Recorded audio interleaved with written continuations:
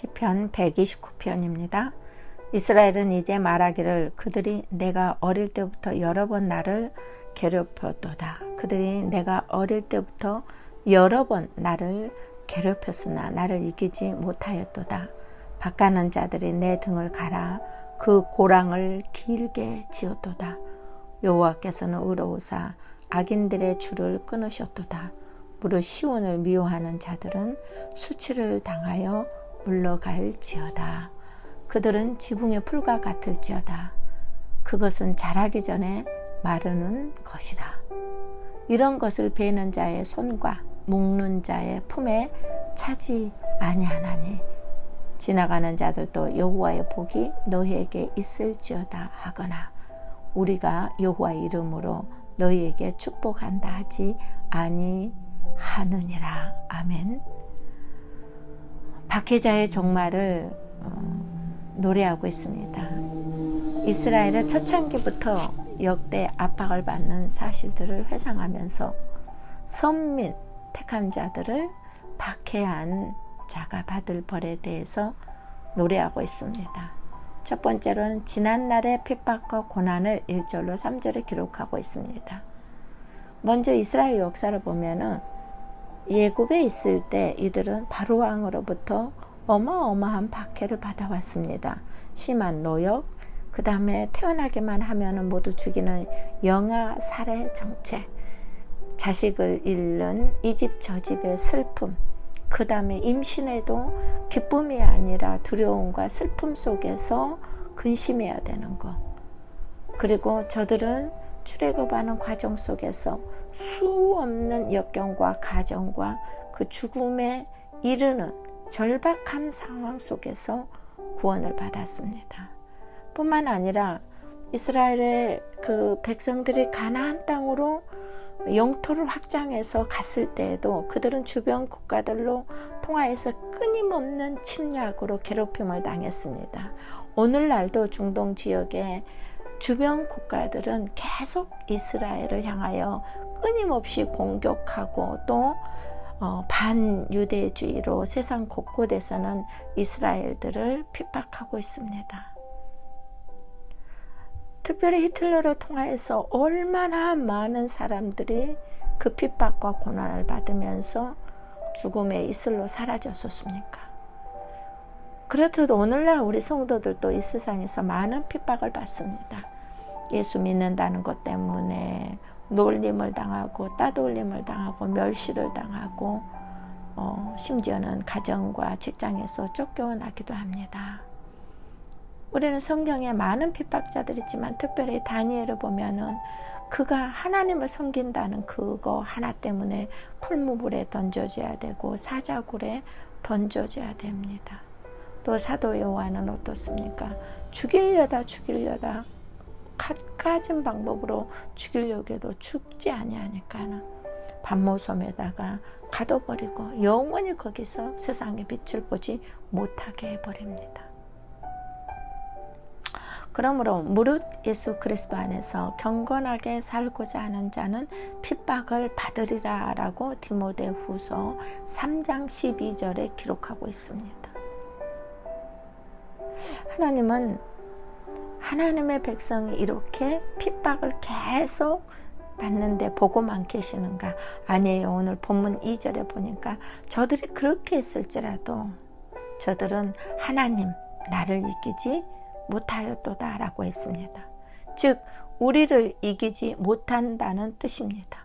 원수마귀는 우리를 꺾고 우리를 죽이고 멸망시키기 위해서 갖가진 수수와 방법을 가지고 우리를 공격해 옵니다.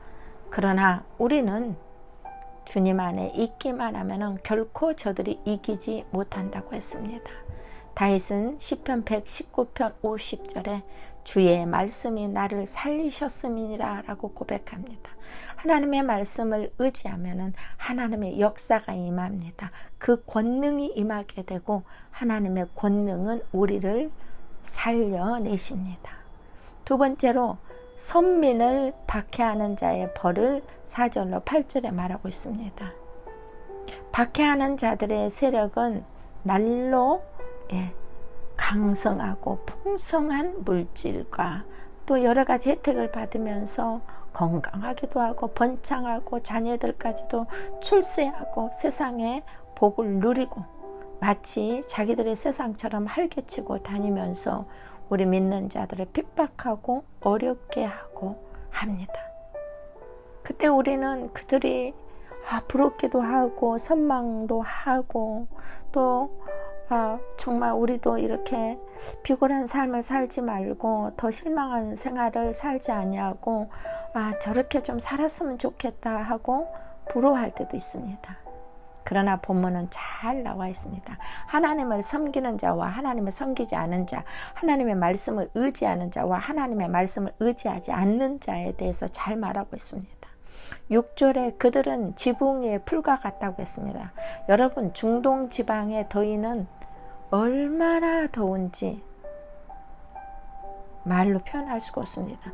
자동차를 세워놓고 그 위에 뜨끈뜨끈한 그 열기에 계란을 탁 어떻게 해요? 깨놓으면은 후라이가 될 정도로 덥습니다. 그러나 오늘 본문에 보니까 이렇게 풀이 잘 자라는 것 같지만 자라기 전에 마르는 지붕의 풀 같다고 말했습니다. 공의로우신 하나님은 보고 계시지만 않습니다. 반드시 때가 되면 주님은 일어나십니다. 그러시고 우리를 돕습니다. 하나님은 악인의 줄을 끊으셨다고 말했습니다. 4절에 수치를 당하여 저들은 물러가게 된다고 그랬습니다. 우리가 많은 사람들이 예수 믿고 있습니다.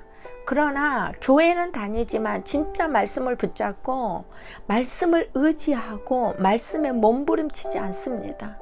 교회 한번 나가고 세상에 좋다는 약, 세상에 좋다는 음식, 세상에 좋다는 방법을 우리들은 계속 추구하고 있습니다.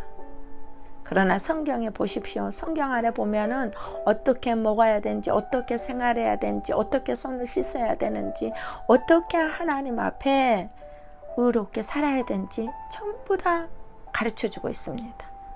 그러나 이 방법은 세상은 가르쳐주지 않습니다. 그래서 성도를 핍박하는 자들은 그 박해로 인하여 박해를 심었기 때문에 박해로 멸망을 받게 됩니다. 그래서 국류를 심은 자는 국류를 거두리라고 그랬습니다. 그러므로 악인의 번영, 강성함, 성공에 흔들리지 말고 불효하지 마시길 바랍니다. 다니엘은 어떻습니까? 하나님을 잘 섬긴다는 것, 하나님 앞에 기도하는 것 때문에 얼마나 많은 핍박을 받았습니까?